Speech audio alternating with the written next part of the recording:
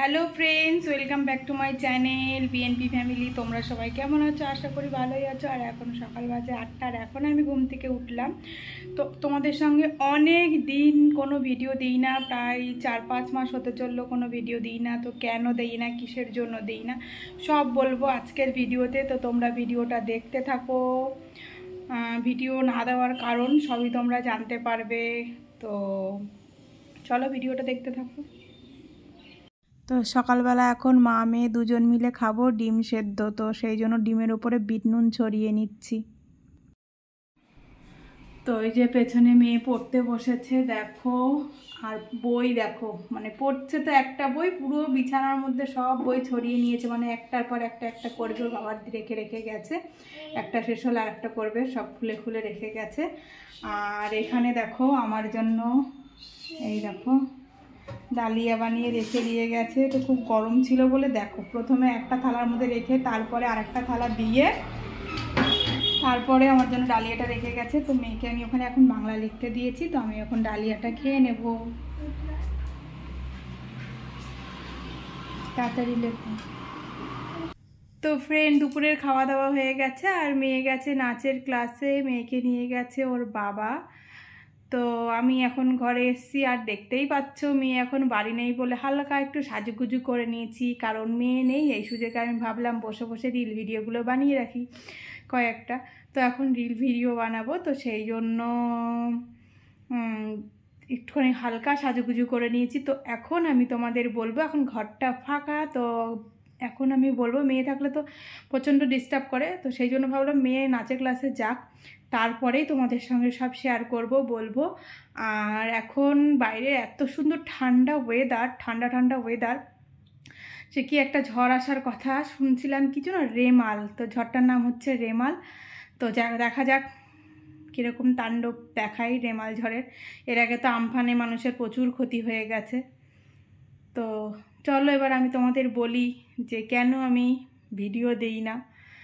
আর তো মুখে বলার থেকে তো তোমরা নিজেরাই দেখে নাও কেন ভিডিও দিই না। তো এটা দেখো,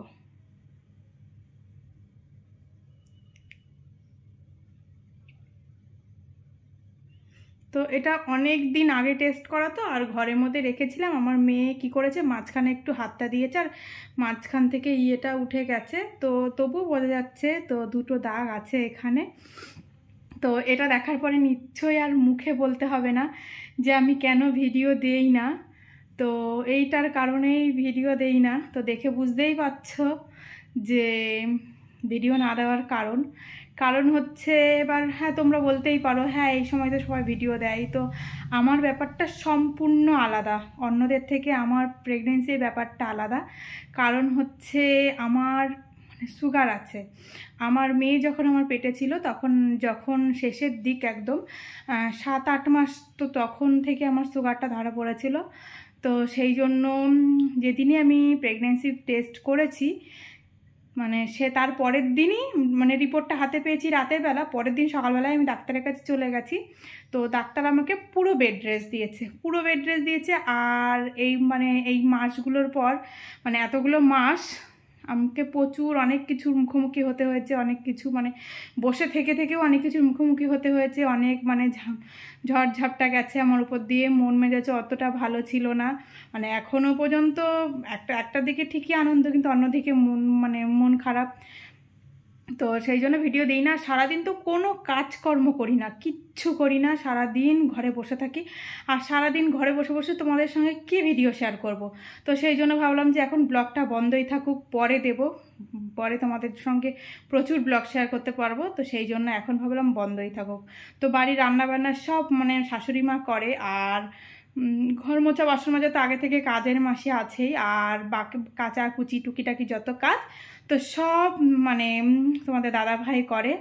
আর মেয়ে তো সাথে সাথে থাকে, মেয়ের যদিও পড়াশুনো করে, স্কুল যায়, তো মেয়ের সাথে সাথে থাকে জলের গ্লাস, মানে জলটা এগিয়ে দেওয়া, ওষুধটা এগিয়ে দেওয়া, খাবারটা এগিয়ে দেওয়া, ওইগুলো করে আমার সাথে সাথে থেকে। তো এর জন্যই ব্লগ দিতে পারছি না, যে ঘরে বসে বসে ব্লগ কি দেবো, তো সেই জন্যই দিচ্ছি না। তো এখন থেকে চেষ্টা করব যে মাঝে মধ্যে, মানে রোজও সম্ভব না, দুদিন একদিন পর পরও সম্ভব না, এক সপ্তাহ 2 সপ্তাহ বাদে বাদে একটা করে ব্লগ দেবো ভাবছি। মানে একেবারেই কিছু দেবো না, তো 1 সপ্তাহ 2 সপ্তাহ বাদে বাদে একটা করে ব্লগ দেবো ভাবছি। তো তোমরা সবাই আমার পাশে থেকো, আমার সাথে থেকো, আর আমাকে মন থেকে প্রচুর আশীর্বাদ করো যেন আমি মানে সুস্থ থাকি, সুস্থভাবে একটা বাচ্চার জন্ম দিতে পারি, যেন সব কিছু ভালো থাকে, ঠিকঠাক থাকে, এই আশীর্বাদটাই তোমরা সবাই আমাকে করো। তো চলো, মেয়ে আবার আসবে, একটু পরেই চলে আসবে, ততক্ষণে আমি কটা ভিডিও বানিয়ে নিই। মেয়ে আসলে আর বানাতে দেবে না, ও তখন বায়না করবে মা আমিও বানাবো তোমার সাথে। তো তোমরা আবার বলছি, তোমরা আমার পাশে থেকো, আমার সাথে থেকো, আর আমাকে প্রচুর প্রচুর প্রচুর আশীর্বাদ করো।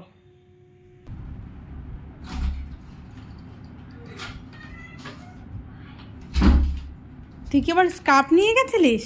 না না, ব্যাগে ছিল, তখন মানে আসছিলাম তখনই পড়েছি, ঘেমে যাচ্ছিলাম। হাতে এটা কি এনেছিস? আর কপালে টিপ মিপ তো ঘেটে একাকার অবস্থা, দেখা। আমি ফুচকা খেয়ে আসি তোমার জন্য নিয়ে। তো দেখো ফ্রেন্ডস, মেয়ে নাচ থেকে আসার সময় নিজে ফুচকা খেয়ে এসেছে, আর মায়ের জন্য মনে করে ছোলা দিয়ে ফুচকা নিয়ে এসেছে, কারণ আমার আলু মশলা টক এগুলো খাওয়া বারণ, তার জন্য। ফুচকাটা দেখে আমি খুব খুশি। তো সন্ধ্যাবেলা খুব খিদে পাচ্ছিল, তো তোমার দাদাভাইকে বললাম যে আমার খুব খিদে পাচ্ছে, তো ওর জন্য চাউমিনটা বানিয়ে দিল। তো দেখতেই পেলে পুরো সাদা চাউমিন, কারণ আমি কোনো মশলা ফসলা খাই না, পুরো সাদা চাউমিন খেয়ে নিলাম। তো ওকে বললাম আমি রাতে আর কিছু খাবো না, চাউমিনটা খেয়ে পেট ভরে গেছে, তো এখন আমি ওষুধ খেয়ে নেব। আর আমি ঘুমিয়ে পড়ি এখন খুব তাড়াতাড়ি, 9:30 10টার মধ্যে ঘুমিয়ে পড়ি, কারণ দুপুরবেলা তো ঘুমাই না, আমার একদম ঘুম আসে না। মানে রাত হলে তখন 9টা বাজলেই ঘুম পায়, তো এখন আমি ঘুমিয়ে পড়বো। তো আজকের ব্লগটা এইটুকুই, তোমরা আমার পাশে থেকো, আমার সাথে থেকো, আর যদি তোমাদের কোনো কোশ্চেন থাকে অবশ্যই কমেন্টে করতে পারো, উত্তর দেবো আমি কমেন্টে। তো টাটা।